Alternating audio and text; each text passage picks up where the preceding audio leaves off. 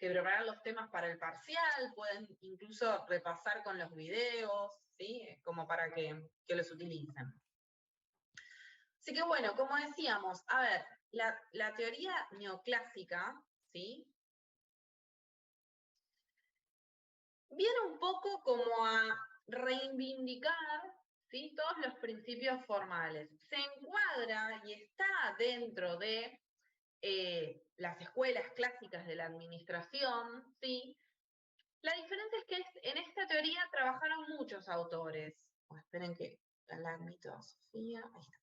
Trabajaron muchos autores en la teoría, ¿no? Nosotros teníamos a Taylor y a Fayol como que son los padres, por así decirlo, de todo lo que es la escuela clásica. Sin embargo, no son los únicos, ¿sí?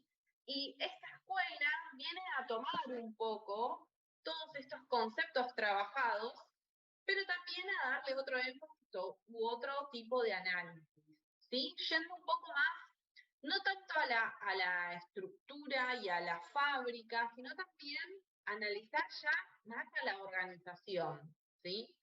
Entonces, estos autores, que son quienes aceptan de forma, si se quiere, hasta filosófica, todo lo que fueron los postulados clásicos, también se dividen un poco, ¿no? Por un lado tenemos a la línea de autores que se los denomina como los neoclásicos administrativos industriales, que son quizás los que siguen más a Taylor. Taylor, recordamos que tenía una mirada más fabril, ¿sí? Por eso habla de lo que es la rama de la industria dentro del pensamiento clásico.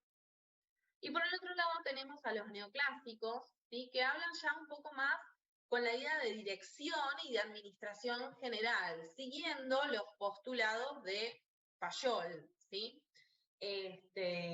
Con lo cual, estas dos ramas, o estos dos pensadores, o estos dos tipos de autores, por así decirlo, son quienes van a empezar a trabajar, ¿sí?, estos conceptos que vamos a estar viendo y que ustedes también van a estar desarrollando, porque la idea es buscar cuestiones globales, ¿sí? Globales a todas las organizaciones, no solo a las empresas o a las fábricas, sino cualquier tipo de organización que necesite de herramientas administrativas, ¿no? Y entonces, siempre nosotros, como bien saben, lo importante a entender es el contexto, ¿no? A ver, el contexto de los neoclásicos se da un poquito de la mano, o al mismo tiempo casi, que lo que es la teoría de relaciones humanas, que es lo que vamos a empezar a ver a partir de la próxima semana. Si bien acá dice que se da entre 1930 y 1948, abarca un poquito más, ¿sí? Los años va desde 1925 hasta casi el 50, pero digamos que entre el 30 y el 48 fue como el auge, ¿sí?, de este tipo de de este tipo de teorías, ¿sí? Ahora bien, ¿cuáles son las características o qué es lo que se presentaba en este periodo, que ya lo veníamos mencionando, ¿no? El tema de la Segunda Guerra Mundial, el tema del auge en los Estados Unidos de lo que era la producción fabril, y entonces todas estas características globales, si se quiere, o del contexto de la época, ya había finalizado la Segunda Guerra, había acontecido la crisis del 30, teníamos todo el auge del crecimiento en las empresas, y entonces, bueno, existían en líneas generales en todas las organizaciones ciertas características, ¿no? Características fundamentales que son estas 4 que están mencionadas en el apunte, ¿no? Por un lado teníamos un crecimiento de lo que eran las tecnologías, ¿no? Había una evolución en el nivel tecnológico que estaban teniendo las empresas, y entonces esto hace que haya mayor automatización en los distintos procesos fabriles, ¿no? Que se puedan empezar a automatizar ciertas cuestiones. Con lo cual, la contrapartida es que la mano de obra que se utilizaba para fabricar empieza a disminuir, ¿sí? Al tener más maquinaria, tenemos menos mano de obra, ¿sí? Sin embargo, había una mayor cantidad de miembros, o sea, había un crecimiento en las organizaciones. ¿Por qué? Porque hubo un crecimiento horizontal. ¿Qué quiere decir esto? Quiere decir que como las empresas empezaban a crecer y había mucha necesidad de producir, ¿sí? Entonces necesitábamos cada vez más miembros porque cada vez había más tareas que cumplir, ¿sí? Y es por eso que había mayor cantidad de miembros en todas las organizaciones y a su vez mayor cantidad de fines. Fines es lo mismo que objetivos. Cuando hablamos de fines a alcanzar, son objetivos que las organizaciones desean cumplir, ¿sí?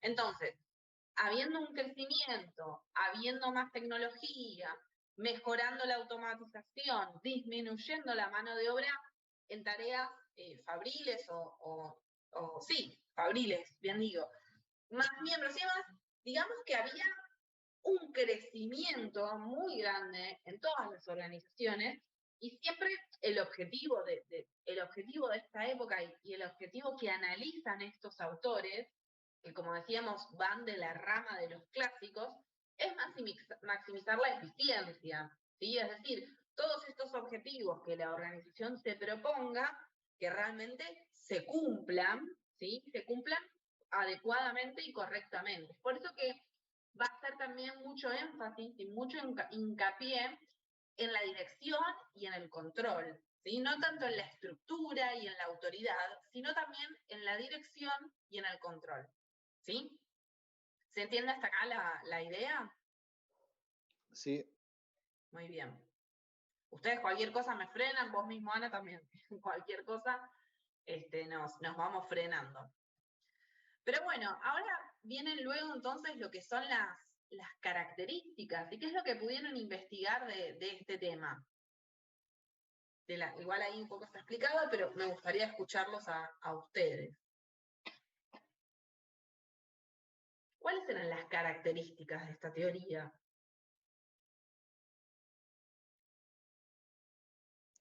Bueno, como dijiste que se basa en los autores clásicos, pero como que lo profundiza, como decías, en el tema de la eficiencia, en tener mayor eficiencia en todo lo que serían los objetivos y bueno, pero sí están estas dos ramas y cada uno lo profundiza, o sea, cada autor. Bien. ¿Y en qué hacen énfasis? ¿En qué se basan estas características? Acá vemos que hay como distintos. El énfasis, recuerden que es como el punto que analizan, ¿no? ¿Qué es lo que entonces empezaron a buscar? ¿O qué es lo que entonces empezaron a analizar?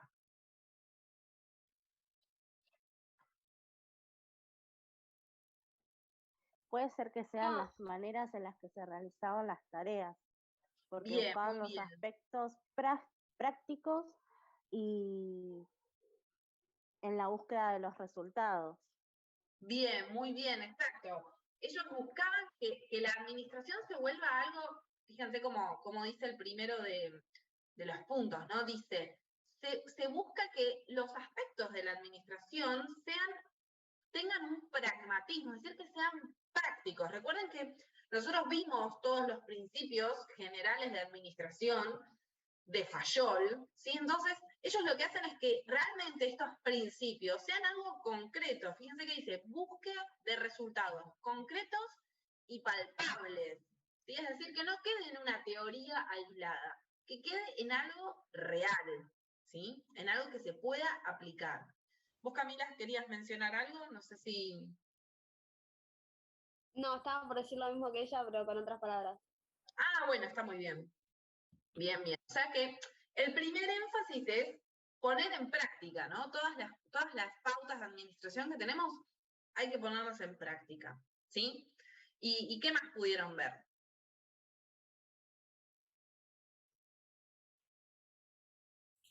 Puede ser que a través de esos principios generales buscaban orientar al administrador a que lograra, digamos, su fin y a cómo ir desarrollando para llegar al mismo. Exactamente. La idea es que una vez que nosotros definimos y ponemos eje o énfasis, quien es la persona destinada a ordenar, por así decirlo, es el administrador. Y es por eso que fíjense lo que dice acá en el tercero, ¿no? Dice, se preocuparon por establecer los principios generales, sí, pero además definir cómo debe ser el administrador. Es decir, tenemos los principios, ¿no? Que habían sido definidos por los clásicos. Pero, ¿quién tiene que hacerlos? ¿Quién tiene que ejecutarlos y cómo? ¿Sí? ¿Qué es lo que va a hacer el administrador? ¿Quién es esa persona tan necesaria en la organización? ¿No? Recuerden que ya lo traíamos, Fayol ya había hablado de las funciones que tenía que tener el administrador. Ahora se le da una mayor amplitud para esta escuela y se le da mayor contenido, por así decirlo. Pero recuerden que si bien esta escuela trae estas dos escuelas clásicas, digamos, como sostén, como eje, reafirma estos postulados que se venían tratando con anterioridad y se reafirman, se analizan y se ponen en práctica y se llevan. Entonces, estas son características que quizás nosotros vimos en otras escuelas que las trae hasta estos años, a través de estas características que estamos desarrollando. Exactamente. Bueno, y hace, como bien decían también, hace mucho énfasis en lo que era la estructura, ¿no? Por eso acá dice que utiliza gran parte de los conceptos y genera un tipo de estructura lineal, funcional, ¿sí? Después lo vamos a profundizar un poquito más adelante, y traen un concepto y analizan un concepto muy innovador, si se quiere, para esta época, que es el concepto de departamentalización, ¿sí? Que después lo vamos a ver más adelante en el transcurso de la clase. Claro, esa característica está muy ligada a lo que usted decía al principio, que toma las teorías de Fayol y de Taylor y las moderniza para aplicarlas al nuevo contexto. Exactamente, perfecto, Rocío, es como mencionás.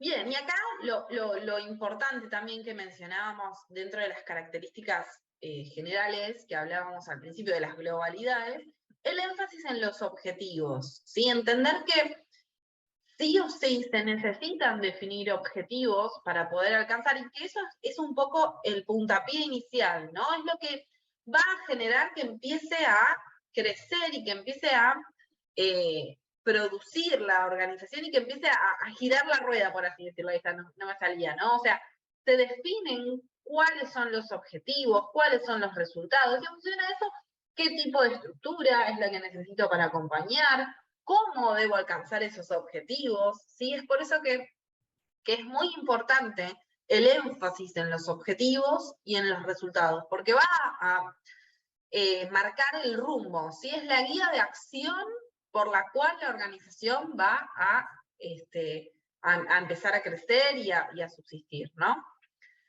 Claro, está muy ligado también al primer principio que habíamos, a la primera característica que habíamos mencionado. Exacto, muy bien, Rocío. Y esta palabra que menciona acá, el eclecticismo, ¿la leyeron? ¿Qué es lo que significa este énfasis?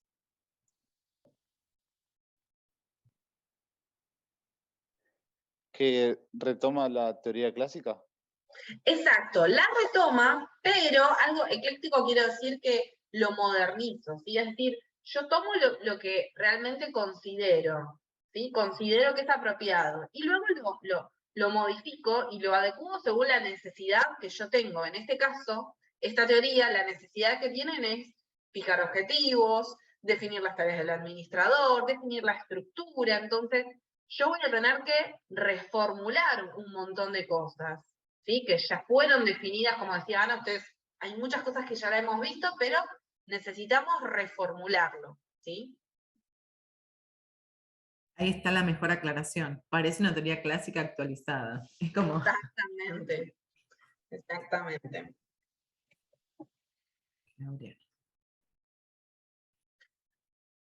Y ahora es cuando empieza a ponerse un poquito más interesante, ¿no? Empezamos a analizar qué es un poquito más la administración y que puede darse en distintos tipos de organizaciones, ¿no?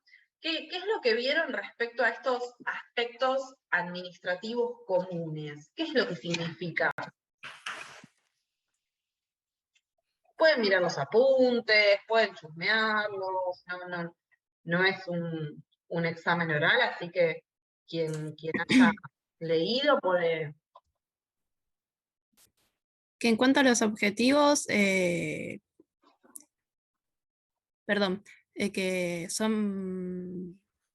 cumplen una tarea social. Bien. ¿Sí? Y que esos objetivos están por fuera de ella.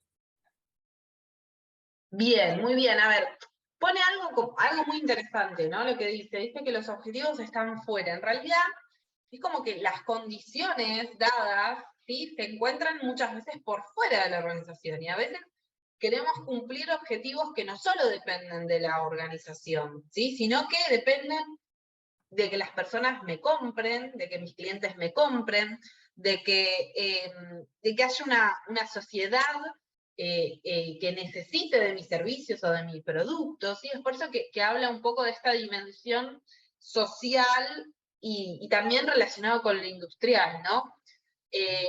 ¿Por qué hago esta aclaración? Porque muchas veces, hoy en día, cuando nos referimos a algo social, lo atribuimos a algo quizás más de responsabilidad social, más de donación, de apoyo, y no, en este caso era entender que la sociedad es la que me compra, ¿sí? El cliente es el que está por fuera y yo lo necesito, entonces necesito fijar objetivos en función, ¿sí?, a esa sociedad, a ese cliente y a las capacidades que yo tengo como organización, ¿sí? Fíjense que empiezan a pensar un poquito más en el afuera, no tanto en el adentro, ¿sí? Porque Taylor y Fayol, sus análisis, que fueron obviamente pioneros en la época, eran muy ligados o viéndolo siempre de forma interna en la organización, ¿sí? No tanto viendo o entendiendo el exterior. Entonces empezamos a trabajar un poquito, en ver otra dimensión, ¿no? Y cómo los objetivos son los que nos van a guiar. Bien, muy bien. Y en cuanto a la administración... Que en todas las organizaciones son como semejantes, como que siempre tiene que haber una reunión de personas para llevar a cabo, digamos, ese objetivo, que se pongan en conjunto a trabajar para eso. Bien, exacto, y que tiene que ser, la administración tiene que ser la herramienta, justamente como vos decís, Melina, que unifique, ¿no?, a las personas con los objetivos. Entonces, vamos a hablar de una herramienta que no es algo rígido, tiene que ser una cuestión flexible que permita analizar, que permita trabajar en conjunto, que permita que se defina, pero que también se analice y se observe si realmente es coherente o no, ¿sí? O sea, si se puede cumplir ese objetivo, ok, entonces yo tengo que ir ajustando mi organización para poder cumplirlo. Entonces la administración va a ser esa herramienta que nos permita flexibilizar entre el objetivo y las personas, las tareas, ¿no? Sí. Muy bien. Y en cuanto al desempeño individual... Tiene que Y dice motivar. que Sí. O sea, ¿es en general o en el neoclásico? En los neoclásicos. habla de la eficiencia del personal que trabaja en la organización. Muy bien, muy bien. Que ambos- Y en este momento, y ahí voy quizás un poco a lo general, quizás Facundo, que era lo que apuntabas vos, ¿cómo era considerado el desempeño de una persona en este momento? Por la economía, o sea, por el hombre económico.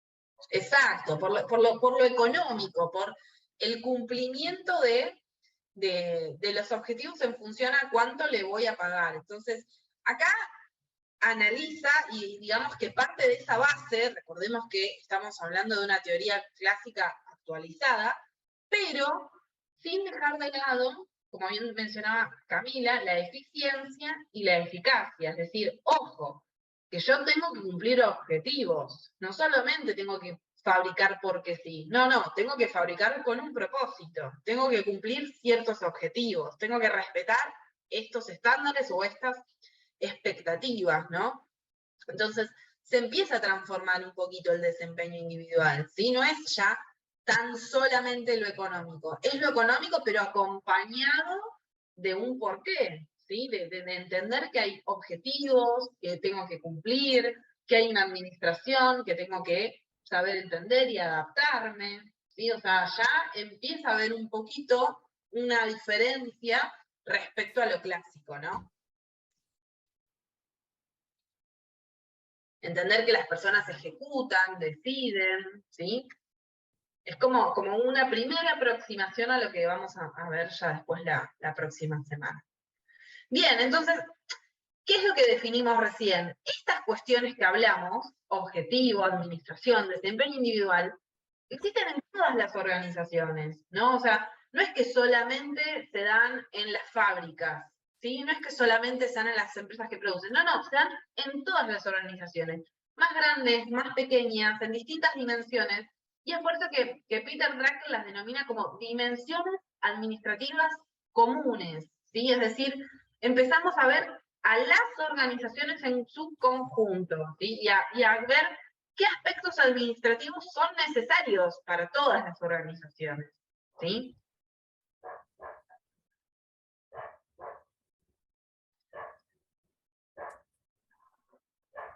Y acá empieza a ver, es como que de a poquito empiezan a haber bajadas de línea, ¿no? O cuestiones más de fondo. ¿Qué es lo que quieren decir los principios fundamentales de la organización? ¿Qué pudieron decir de esto?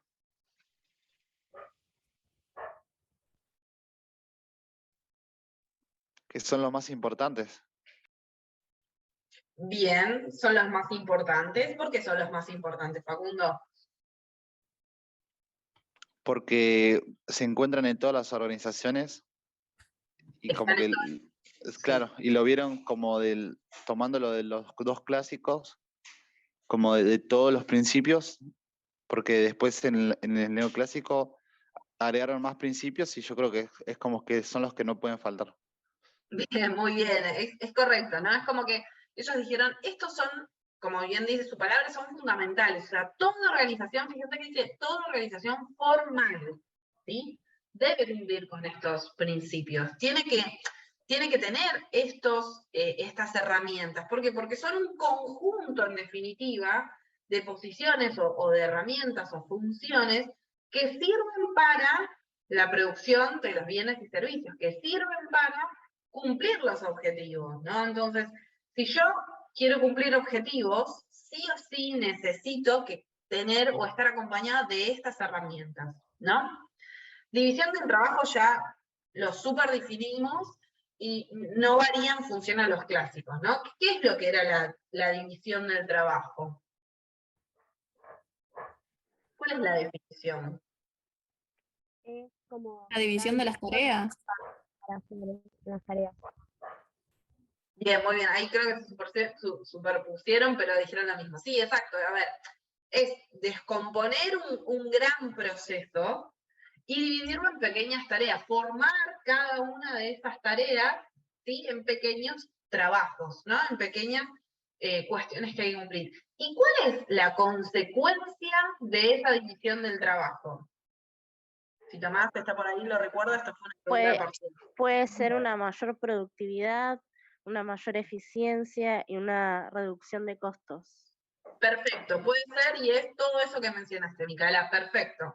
Hay una mayor productividad, hay una mayor eficiencia, ¿sí? Y hay reducción de costos. Si yo me especializo y siempre hago lo mismo, y logro cada vez ser más eficiente, es decir, cumplir cada vez más con los objetivos y con los recursos, es fundamental que cuido la materia prima, cuido los productos, o sea, se logra un conjunto, ¿sí? de cuestiones que ayudan y favorecen. ¿Ayudan y favorecen a qué?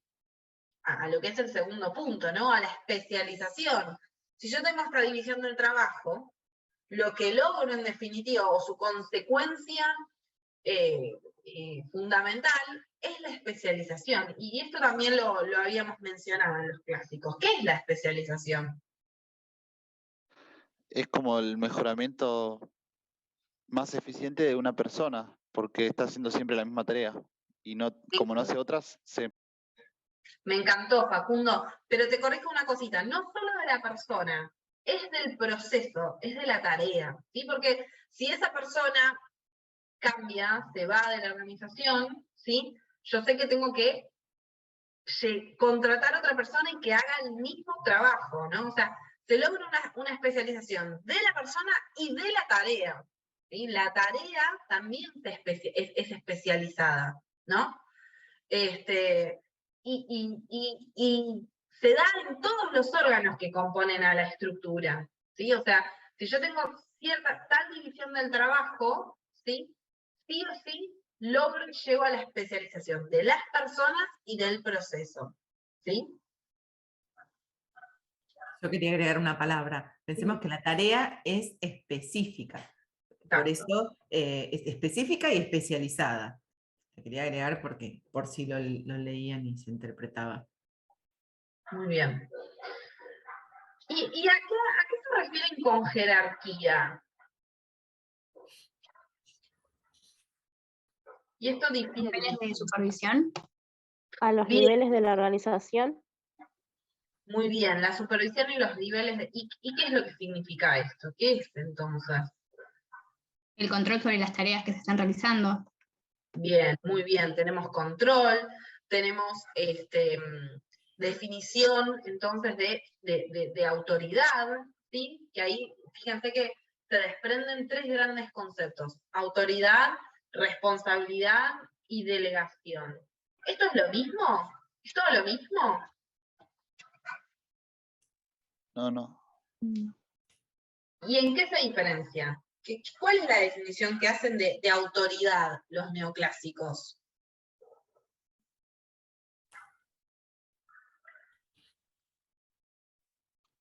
Como el que supervisa o el que tiene control, la unidad de mando sería la autoridad. Similar. Pero hay algo que es fundamental, que los neoclásicos entienden que una persona tiene autoridad por algo, porque cumple cierto... ¿Por el puesto que tiene? Exactamente, muy bien, por el puesto. La autoridad descansa en el cargo. Es decir, que si una persona es supervisor, o es jefe, o es gerente, sí o sí tiene autoridad. ¿Tiene autoridad por qué? Porque tiene un cargo formal, ¿sí? Porque está estructurado, ¿sí? Entonces, esa autoridad siempre fluye de arriba hacia abajo, ¿sí? Esto ya se empieza a ver como... estos principios fundamentales vienen a organizar, valga la redundancia, la organización formal, y la estructura, ¿sí? Como si fuese una pirámide, ¿no? Es decir, quien se encuentra por encima del otro, o en la cúspide, es quien tiene autoridad. Es quien, y en esa persona descansa la autoridad, y sí o sí, las personas que están por debajo, los que acá se denominan como subordinados, aceptan esa autoridad, ¿sí? Porque emana del cargo, ¿sí? Y siempre se va a dar entonces con una jerarquía vertical, ¿sí? Es decir, quien está por encima siempre va a ser o va a tener mayor autoridad que quien está por debajo, ¿sí? ¿Se entendió entonces el concepto? Sí. Bien, muy bien. Y entonces la responsabilidad, ¿de qué habla? La obligación de respetar esa tarea o esa orden. Bien, viene un poco por eso, pero si lo ordenamos un poquito, a ver, dijimos recién que la autoridad emana del cargo y que el subordinado la tiene que aceptar. Y en esta relación que existe entre autoridad y subordinado, es que entonces descansa lo que es permiso que admito. Aceptaste muy bien. Bueno. En esta relación, entonces, entre autoridad y subordinado, descansa lo que es la responsabilidad. Es decir, cuando el jefe imparte una orden, ¿sí? Porque recordemos que estamos en una estructura formal, entonces, cuando el supervisor le imparte una orden, ese subordinado debe ejecutarla, ¿sí? Y tiene que tener la capacidad necesaria para cumplirla correctamente. Y se está responsabilizando de esa tarea, ¿sí? De ese acto que tiene que cumplir. Entonces, esta responsabilidad, este concepto surge, ¿sí? Proviene de esta relación entre superior y subordinado. ¿Sí? Hay una relación de responsabilidad sobre las tareas, sobre la ejecución de esa tarea. ¿Sí? ¿Se entiende entonces el concepto?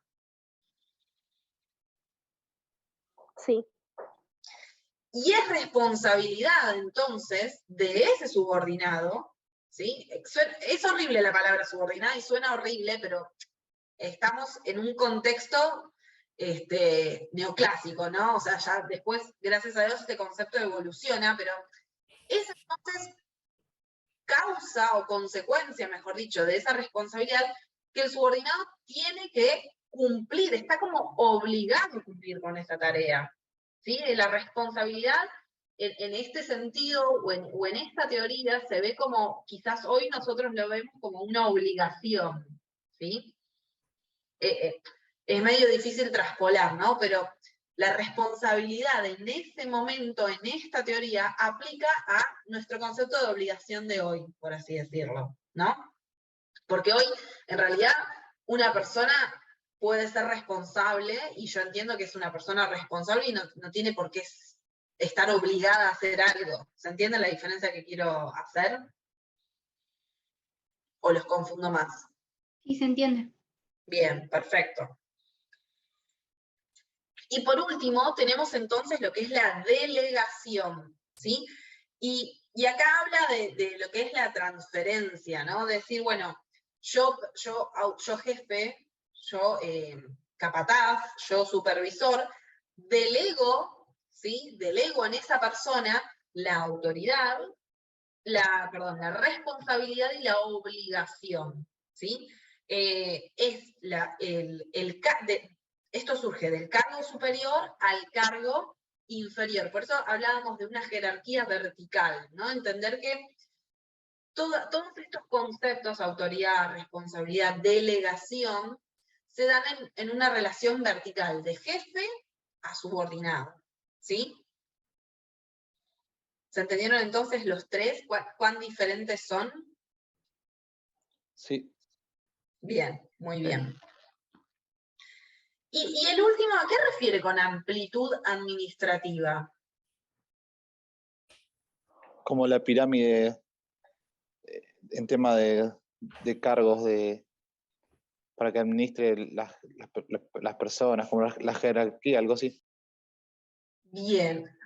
Tiene que ver un poco con lo que estás mencionando, Facundo. Y lo que quiere decir esto es, como vos decís, una pirámide con jerarquía, con cargos, pero más que nada habla de la capacidad que tiene ese jefe, ¿sí? ¿Qué capacidad tiene ese jefe para controlar, ¿sí? Para controlar a X cantidad de personas, ¿sí? La amplitud administrativa se mide por la cantidad de, vuelvo a la palabra fea, de subordinados, ¿sí? Que tiene un mismo jefe, ¿sí? Quizás esto se relaciona un poquito más cuando nosotros veíamos con Fayol la unidad de mando, que decíamos, un mismo jefe tiene a muchas personas a cargo, ¿sí? Acá, este concepto está tratado o trabajado como amplitud administrativa, es decir, cuán capaz es el jefe o el supervisor, cuán capacitado está que puede, entonces, tener a cargo a X cantidad de personas, ¿sí? La amplitud está en función a esa relación jefe y subordinados y la capacidad de controlar. A ver, si un jefe tiene, no sé, 50 empleados, seguramente no va a ser lo mismo de un jefe que tenga 10. La capacidad de control ahí seguramente va a ser distinta de medir entre uno que con el otro. Va a necesitar de distintas herramientas, de distintos objetivos, de distintos procedimientos para poder controlar, porque todo esto, recuerden que el objetivo de esto es el control, es ver que todo funcione correctamente, ¿no? Yo quería aclarar a eso que, bueno, obviamente la cantidad de subordinados que tenga un administrador, si tiene muchos, va a ser una amplitud de mando amplia. Y en la práctica, habitualmente, esta amplitud, o el promedio de amplitud que se establece, va a definir de alguna manera la estructura que tenga la organización. Volviendo a hablar del tema de estructura.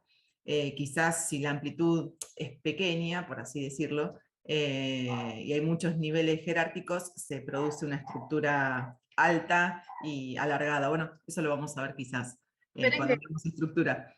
Voy a ver si puedo parar. ¿Por qué? Esto. Vas a buscar una estructura, vas a buscar.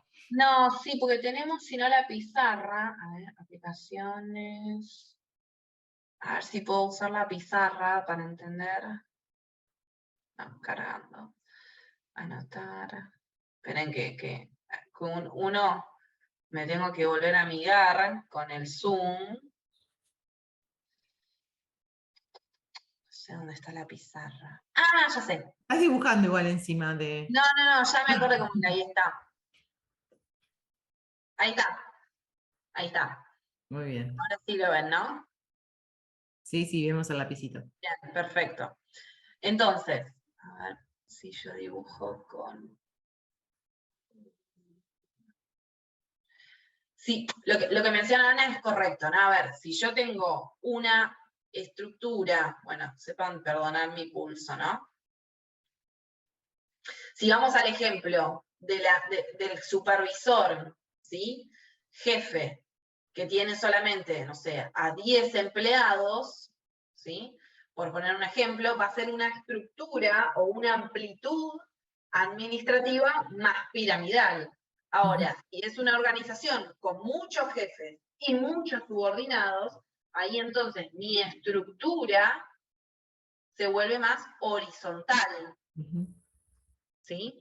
Voy a tener muchos miembros y muchos jefes, ¿sí? Muchos más cargos. Entonces, las estructuras son distintas, ¿sí?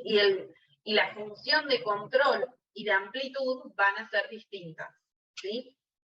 Siempre igual respetando los cargos, ¿no? O sea, estamos ante una organización formal, no dejemos de recordar esto, o sea, sí o sí van a haber cargos jerárquicos y supervisiones y control, pero en función a cómo se mide la amplitud, podemos tener una organización más vertical o más horizontal. ¿Se entendió? Sí, perdón, Ana. No, iba a decir que en la actualidad quizás estos conceptos de estructuras así tan horizontales o verticales, no sé si se visualizan, porque hoy las estructuras son un poco más aplanadas y la idea es que se llegue la base a la cúpula y que la comunicación sea mucho más fluida, que haya otro dinamismo, ¿no? Porque las organizaciones hoy, en la actualidad, en estos tiempos, persiguen eso. En 1930, 1950, que fue esta escuela, la realidad es que el nivel jerárquico era como nada, lo que reinaba, y era una de las funciones, uno de los principios que se perseguían para que una organización fuera eficiente. Entonces, tengamos presente eso para poder entender por qué se miraba de esta manera, y ese principio de autoridad. Nosotros lo vimos también con Fayol, el concepto de autoridad, poder dar órdenes, y se desprendía la responsabilidad en el sentido de acatar esas órdenes que se daban. Ahora volvemos a refrescar esos conceptos. Estamos trayendo de vuelta a todas las escuelas, pero quizás a veces preguntamos esto mismo, ¿no? ¿Cuál era el concepto de autoridad que tenían los neoclásicos en comparación al concepto de autoridad que había en otra escuela? Entendamos las diferencias que se refutan de una a otra, porque bueno, es importante saber diferenciarlos. Sí, como bien dice Ana, siempre por eso hacemos hincapié en analizar el contexto, ¿no? A ver, todos estos conceptos son encuadrados o enmarcados en un contexto puntual, ¿sí? O sea, Después, cuando nosotros sigamos avanzando, y sobre todo en la segunda parte, cuando veamos estructura, una clase especial, vamos a ver que hoy en día existen otras estructuras, ¿sí? Muchas más contemporáneas, ¿no? O sea, bien. Y acá estos dos conceptos que vamos a mencionar mucho también a lo largo del cuatrimestre, pero que acá tienen una particularidad, ¿no? Que, bueno, ahí lo dice, ¿no? Pero ¿qué es lo que pudieron investigar respecto a estos dos conceptos de centralización y descentralización? ¿A qué se refieren? La distribución de la autoridad para la toma de decisiones. Exacto, exacto. Acá, en estas teorías, la centralización tiene que ver con la capacidad de tomar decisiones. Entonces, si una organización es centralizada, ¿qué es lo que quiere decir? Que el que manda es uno solo, o sea, el que toma decisiones, una sola persona. El que manda es uno solo. Y generalmente esa persona que toma decisiones, ¿qué tipo de cargo tiene? La jerarquía más alta, un gerente comercial y eso. Exacto, Tomás. Es quien tiene jerarquía más alta. Fíjense que acá dice la autoridad para tomar decisiones está cerca de la cúpula. Si vamos a ese dibujito mío horrible de la pirámide, si una organización es centralizada, quiere decir que va a ser una organización muy vertical, donde las decisiones se van a tomar siempre en los mandos superiores, ¿sí? En contraposición a qué es lo que entendemos con una organización descentralizada. Que puede Que tomar... la autoridad para tomar las decisiones está en los niveles más bajos. Exacto, que va a haber más amplitud, ¿sí? Y que es una organización más horizontal, ¿sí? Quiere decir que ciertos tipos de decisiones, ¿sí? Se pueden desplazar hacia los niveles más, más bajos o más básicos de la organización, ¿sí? ¿Por qué digo que tienen una particularidad? Porque hoy en día hablar de una organización centralizada o descentralizada no necesariamente habla de la capacidad de tomar decisiones, involucra muchas más, ¿sí? Herramientas administrativas. Pero en este momento fueron como, digamos, pioneros, si se quiere, al definir lo que es una organización centralizada y descentralizada. ¿Sí? Después, nosotros hoy en día, con todo lo que es la herramienta de la departamentalización, se analizan estos conceptos desde con otro énfasis, ¿sí? Con otro foco. Pero en este momento, para esta teoría, entonces, hacemos hincapié en la toma de decisiones, ¿sí?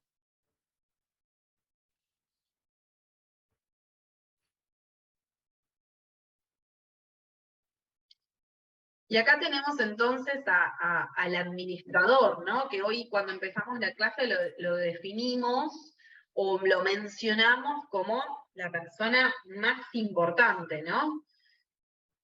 ¿Quién es este administrador entonces? ¿Por qué es tan importante? ¿Qué es lo que tiene que hacer?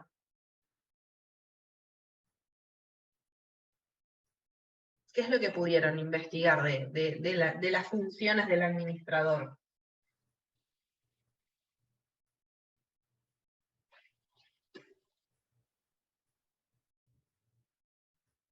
Un poquito lo vieron algunas de estas funciones, ¿no? También Vimos la semana pasada. Sí, profe, retoman como algo de de los principios que había establecido Fayol, que era más que nada la planeación, organización, dirección y control. Y bueno, definen como que las funciones de un administrador eran como, yo había rescatado 3, que era volver económicamente productivos los recursos organizacionales, puede ser, alguno de esos. Y puede ser.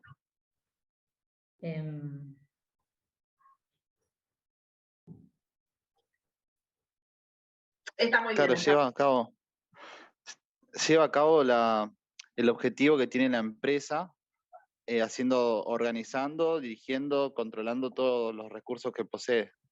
Exactamente, exactamente. Y fíjense que acá en el dibujo, ¿sí? Tenemos la famosa pirámide, ¿no? Con los distintos niveles, ¿no? Tenemos el nivel institucional, que es el nivel más cerca de la cúpula, como bien mencionamos antes, es el nivel que va a pensar a largo plazo, ¿sí? Va a tomar decisiones y a decidir a largo plazo, tiene una visión a largo plazo, y que involucra a toda la organización, porque lo que se define en esta cúpula no es que queda aislado, no. Eso luego tiene que traducirse y volcarse a toda la organización, ¿no?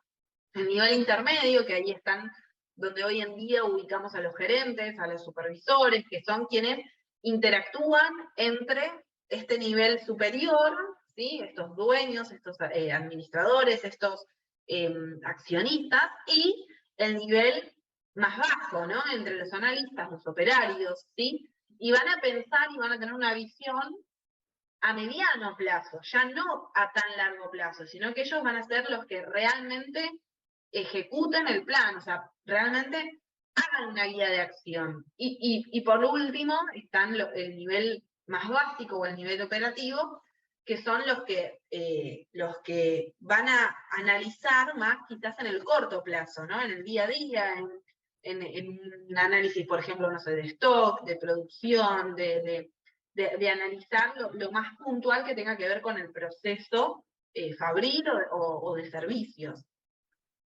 Y fíjense que cada uno de los conceptos que mencionaron, planeación, organización, dirección, control, están mencionados en todos los niveles, ¿sí? Porque en gran o en pequeña parte se ejecutan todas estas funciones en toda la organización, ¿sí? Es por eso que son tan importantes de definirlos, ¿sí? Y que su ejecución tiene que estar, tiene que ir de la mano, ¿no? O sea, lo que se planea y lo que se ejecuta, lo que se planea, perdón, y se decide en el nivel estratégico, va a tener que tener una connotación en el nivel táctico y en el operativo, porque si no, de nada sirve, ¿sí? Entonces, todas estas funciones tienen su posicionamiento en toda la organización, ¿sí? En todos los niveles. Algunos obviamente van a estar más, quizás se pueden relacionar más con un nivel que con otro, ¿sí? Pero en gran o en pequeña medida se relacionan en todos, ¿sí? Es por eso que estas funciones que ya fueron definidos por Fayol, ¿no? Son marcan un ciclo, ¿no? Dentro de la organización. No es que cuando uno empieza, el otro continúa y así, o sea, se necesita que trabajen en conjunto, ¿sí? De forma cíclica, de forma coordinada. Es por eso que cada una de estas funciones después se traducen en lo que son las herramientas administrativas, ¿no? A mí me gusta mencionar que en la segunda parte nosotros vemos una caja de herramientas, ¿no? Que parten de estas funciones, ¿sí? Porque hoy en día nos quedamos cortos solamente a hablar de planeación, organización, dirección y control, ¿sí?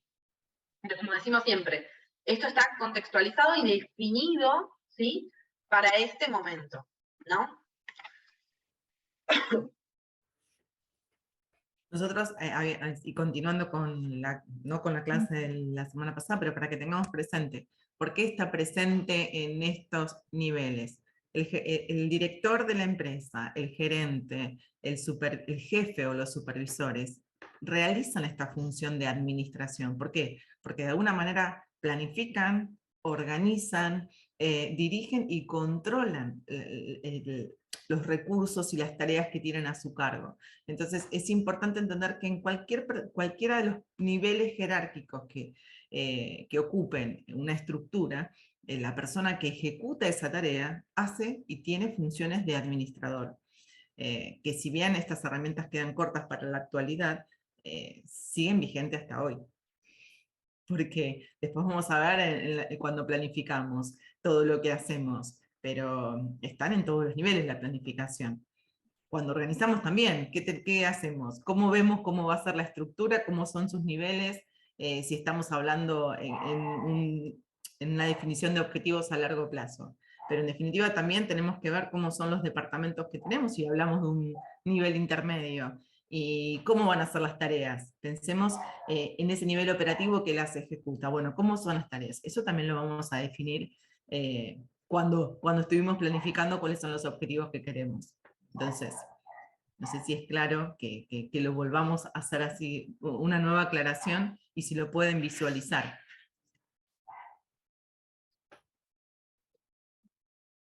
Se quedaron callados. Lo importante de esta teoría, a ver, si bien suena repetitivo, porque lo es, pero tiene otra aplicación. Recuerden que uno de los énfasis que habíamos hablado al principio de la clase es del pragmatismo, o sea, poner en práctica lo que habían definido los clásicos, ¿sí? Poner en práctica lo que había definido Fayol quiere decir esto, entender que cada una de las funciones se ejecutan en cada uno de los niveles, tienen un porqué, ¿sí? Tienen un sentido, ¿sí? No es que solamente se definen y se ejecutan en la cúpula de la organización. No, se ejecutan en toda la organización, ¿sí? Tienen una practicidad muy amplia, ¿sí? ¿Se entiende entonces la diferencia fundamental entre una teoría y otra? Sí, profe.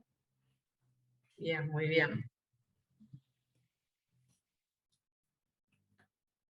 Luego tenemos la departamentalización, y este es un concepto relativamente nuevo.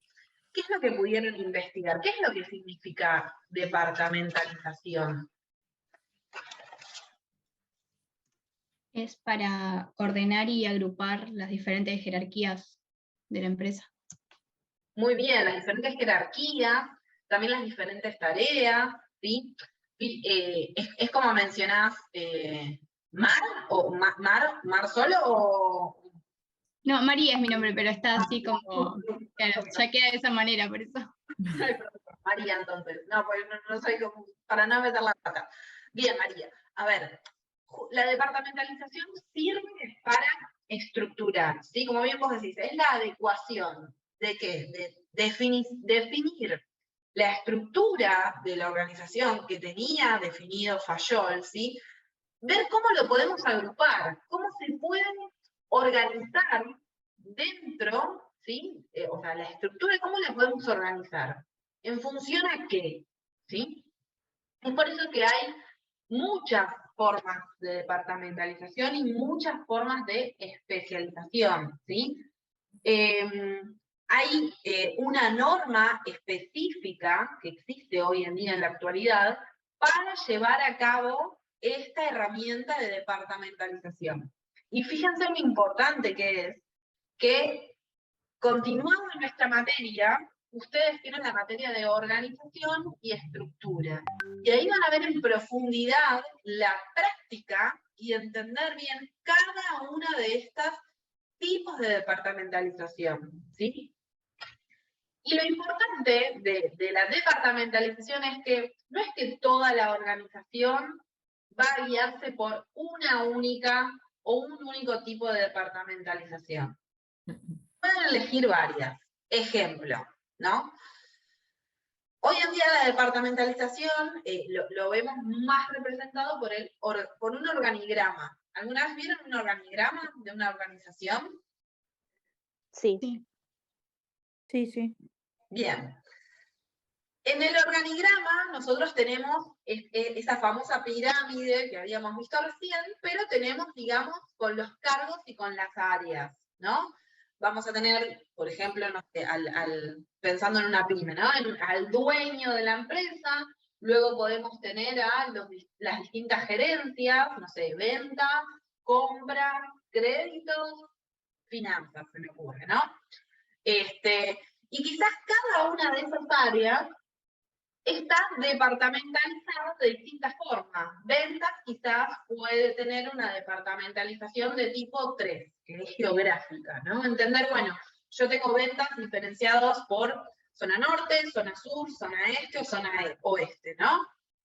Puede ser también al por mayor o por menor. Exactamente, y ahí va a ser un tipo de departamentalización quizás no geográfica, sino por producto o por negocio, porque no es lo mismo vender al por mayor que vender al por menor, ¿sí? Y después en el área por ejemplo, de finanzas, puedo tener quizás una departamentalización por clientes. ¿Cuáles son los grandes clientes? ¿Cuáles son los pequeños? Quizás relacionado un poquito con lo que hablamos recién del minorista y mayorista, ¿sí?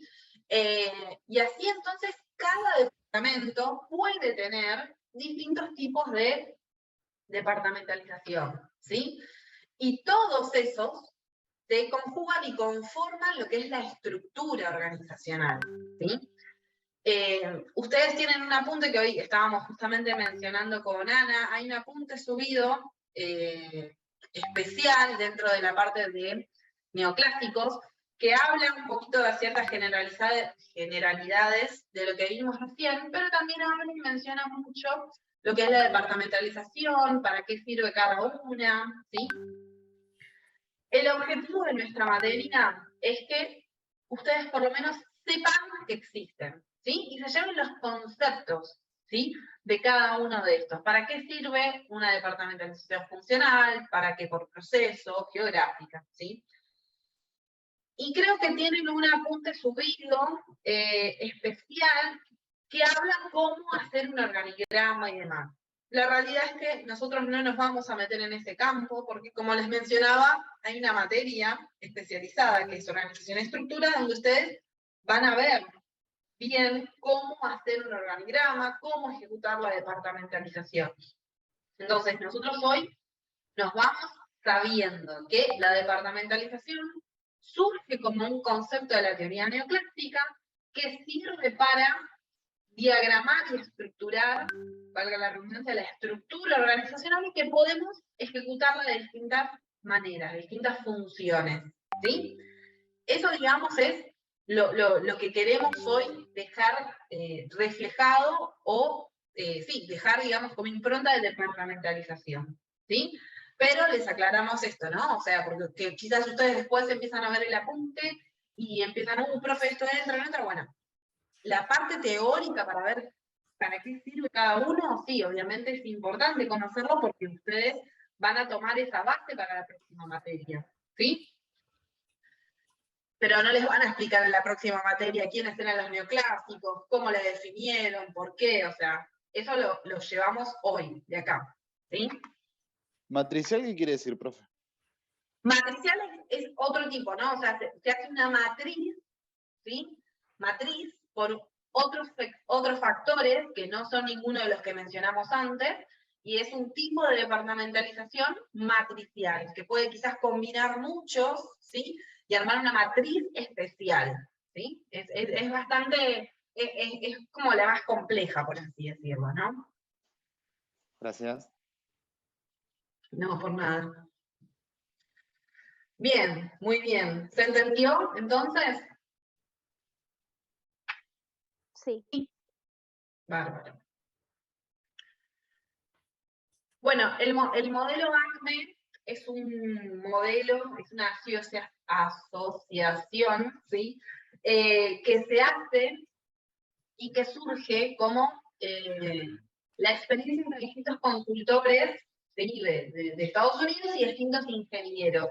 Abocados a qué? Abocados está relacionado con qué, perdón, está relacionado con la departamentalización, con lo que veíamos recién, con cómo reflejar la estructura, ¿sí? Es un modelo formal que sirve para diagramar a la organización, ¿sí? Y que tiene otra lógica, otra esencia, ¿sí?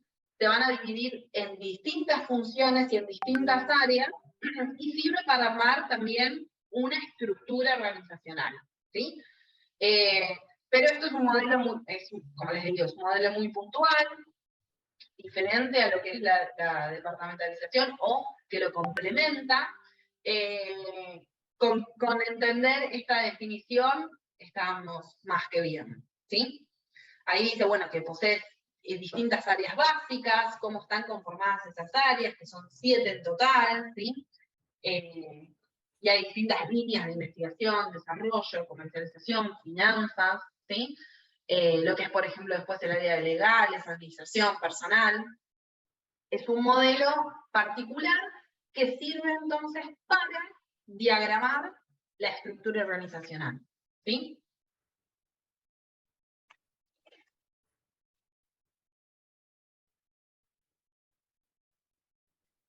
Y por último, llegamos a la síntesis o a la crítica. Conclusiones. ¿Cómo? Casi las conclusiones. Casi las conclusiones, exacto.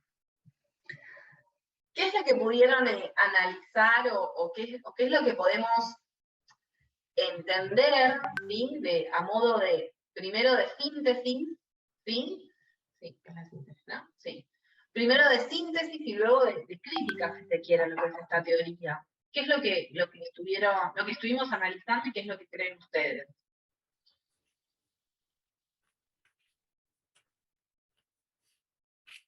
Ahí igual un poco... Creo que principalmente esto de que dijimos al principio que se basaron fundamentalmente en lo que las anteriores teorías de Taylor y Fayol, que se tomaron como fuente eso y quizás lo enfocaron en cuanto a la necesidad de la época, pero que no había como un soporte científico, como un aporte científico también de la parte de esta teoría. Y más que nada que fue algo formal, digamos, y no había lugar a lo que es el dinamismo, como habíamos comentado también de que prevalecía lo que era el nivel jerárquico más que nada. Exactamente, muy, muy bien, Camila, tu visión, ¿no? Tu punto de vista. Es tal cual, ¿no? A ver, tomaron a los clásicos como palabra santa, por así decirlo, y quizás no se enfocaron en analizar o en buscar otras herramientas, ¿no? Las profundizaron, las pusieron en práctica, pero no fueron mucho más allá, ¿sí? Después nosotros vamos a ver, por ejemplo, la semana que viene, cuando hablemos de teoría de relaciones humanas, todos los estudios, o sea, o que partieron con un montón de estudios y análisis que nada que ver a lo que se venía trabajando hasta ahora, ¿no? O sea, hicieron y armaron toda una teoría nueva con comprobaciones nuevas, ¿sí? En este caso tenemos lo que ya se usó, ¿sí? Lo que ya se analizó y en función a eso armamos una nueva teoría. Más práctica, ¿sí? No tan dinámica, como vos decís, y sin dejar de lado siempre el formalismo, ¿no? O sea, después de todo, vimos un montón de herramientas y un montón de conceptos, ¿para qué? Para hacer más jerárquica la pirámide, para hacer más énfasis en el control, para hacer más,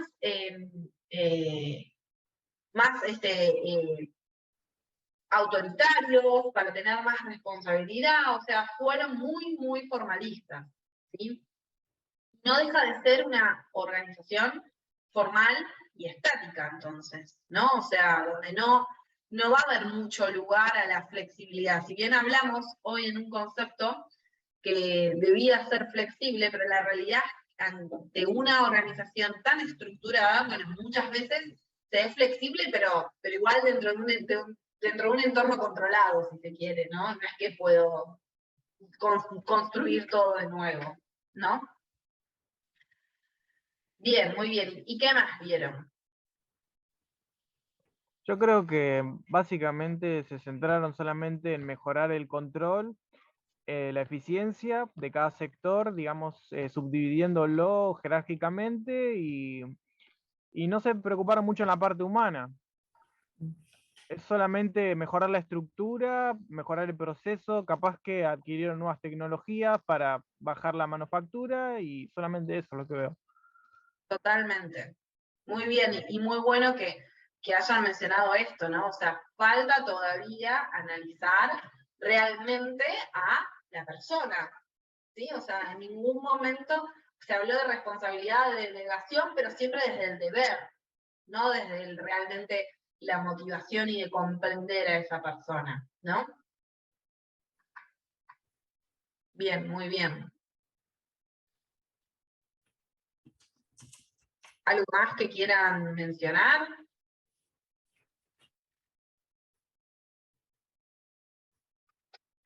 ¿Qué más o si tienen alguna duda, consulta respecto a lo que hayan estado leyendo y quizás no mencionamos o se nos escapó? ¿Algo más que les haya llamado la atención? A mí con el tema de las contradicciones. Bien, ¿qué cosa de las contradicciones? No, que se dice que había muchas contradicciones entre ellos mismos, o sea, entre los principios. O sea, no entendí bien a qué se refería. Que en realidad hablaba en un momento, fíjate que al iniciar la clase mencionamos, por ejemplo, que uno de los aspectos comunes a todas las organizaciones era el individuo, ¿no? Y hablaba un poco de esto de la flexibilidad y de entender, y en realidad luego con todo lo que fueron las funciones en definitiva, no dieron mucho lugar a la flexibilidad o a entender esa motivación al hombre. Incluso hablamos al principio del énfasis no solo económico, ¿no? Y la realidad es que después no profundizaron en otro tipo de motivación, que no sea la económica, ¿sí? Entonces, quizás esta contradicción apunta a eso, ¿no? A que vieron que había otros aspectos, ¿sí? A que había un hombre, como decíamos, a que había un individuo, pero después cuando profundizaron y cuando definieron las herramientas, no lo pusieron en práctica, ¿no? O sea, y faltó, como decíamos antes, metodología, es decir, no es que hicieron un estudio nuevo, un análisis, simplemente aplicaron los conceptos que ya estaban definidos de otra forma, ¿sí? Entonces, a eso puede ir apuntado esto de la contradicción, ¿no? No sé qué te parece. No, sí, es verdad. Bien. O no sé si alguien más vio alguna otra contradicción o algo que quieran hablar en un momento, acá estoy repasando, ¿no? En cuanto a la administración, dice que debe involucrar a los objetivos a la necesidad flexible y libertad individual. Y luego en ningún momento se da pie para hablar de una libertad individual, ¿no? Porque cuando hablamos de responsabilidad y delegación siempre se habló desde el lado del deber, ¿no?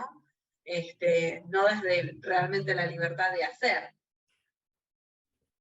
Es que solamente cambiaron Hay una parte que decía que es sí o sí una obligación lo que te dice el que es superior a vos, que tenés lugar a decir no, o capaz no se piensan que uno igual está trabajando. Uno lo piensa igual ahora, que bueno, tiene un poco más de derechos. Se sigue entendiendo que es otra época y que tenían otras necesidades en sí como empresa, pero debe ser también que recién se empezaba a ver todo ese cambio.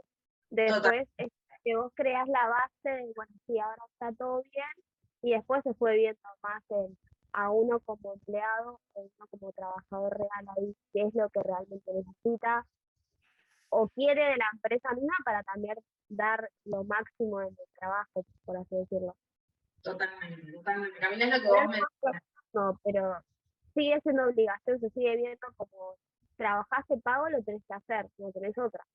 Exactamente. Sigue siendo una teoría formal, autoritaria, ¿sí?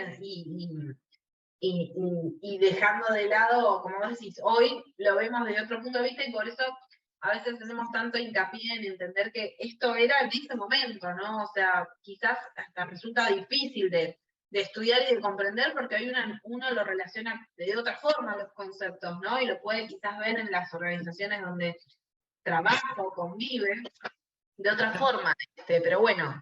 No nos olvidemos que ellos, dentro de sus fundamentos, decían que la administración la veían como una ciencia. Entonces, por ende, si lo veían desde ese punto de vista, se debía apoyar en principios. Entonces, los principios, de alguna manera, los manifestaban como algo lógicos, adaptable a todas las organizaciones, igual que las ciencias, lógicas y principios universales. Y quizás no eran aplicables, bueno, hoy no son aplicables a todas las organizaciones de igual manera, pero era la foto que ellos sacaban en base a la perspectiva que habían analizado, y en base a eso había que proceder de esa manera. No había una visión un poco más dinámica o que podía modificarse.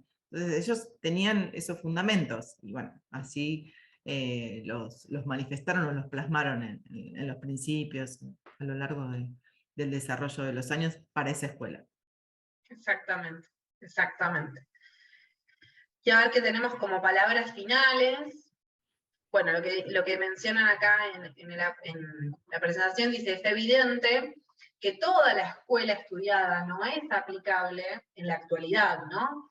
El progreso mismo de la tecnología lo ha dejado en la historia, ¿sí? O sea que estas teorías han quedado en la historia, pero a no dudarlo, esta escuela constituyó un hito fundamental en el formato que hoy la disciplina y conformó una vertiente importante en el estado de la administración. El formato quiere decir la estructura, ¿sí? Esto que mencionábamos antes, la departamentalización, es un concepto bastante nuevo que no se había estudiado antes y que hoy en día se sigue utilizando. Tenemos además muchas otras funciones y muchos otros tipos de estructura, pero estos tipos de departamentalización se siguen utilizando y siguen estando en vigencia, ¿sí? No es que se han dejado de utilizar o que son obsoletos, no. Existen obviamente hoy nuevos a raíz de todo el avance tecnológico y de la necesidad de muchas otras organizaciones que en ese momento no existían, pero bueno, estos conceptos de estructura se han utilizado y se siguen utilizando, ¿no? Así que bien, muy bien. No sé si tienen alguna otra duda, consulta. ¿No? No, profe. Bien, muy bien. Voy a dejar de compartir entonces. Así de paso puedo ver a todos los alumnos. Bien. Es una teoría bastante cortita, ¿sí? Es una teoría que sirve también como para repasar un poquito todos los conceptos que vinimos trabajando. El viernes, en principio, y hasta no saber lo contrario, por el momento la clase es presencial, ¿sí? Iremos viendo a medida que avanza la semana si hay algún tipo de novedad respecto a lo que diga la facultad o demás. Si no, en principio es presencial. En caso de que mismo ustedes se enteren de que quizás les toque ir o no a la facultad y les avisen algo, coméntenos, mándenos un mail, profe, mire que pasó esto y esto, porque a veces nosotros al no ir todos los días nos podemos llegar a perder alguna cuestión, pero si hay algún tipo de comunicación a través de las redes o algo, lo vamos a estar siguiendo y les vamos a estar haciendo la comunicación que corresponda, ¿sí? La idea de la casa del viernes igual, ya sea presencial o virtual, es hacer una práctica, ¿sí? Hacer un ejercicio entre distintos grupos, ¿sí?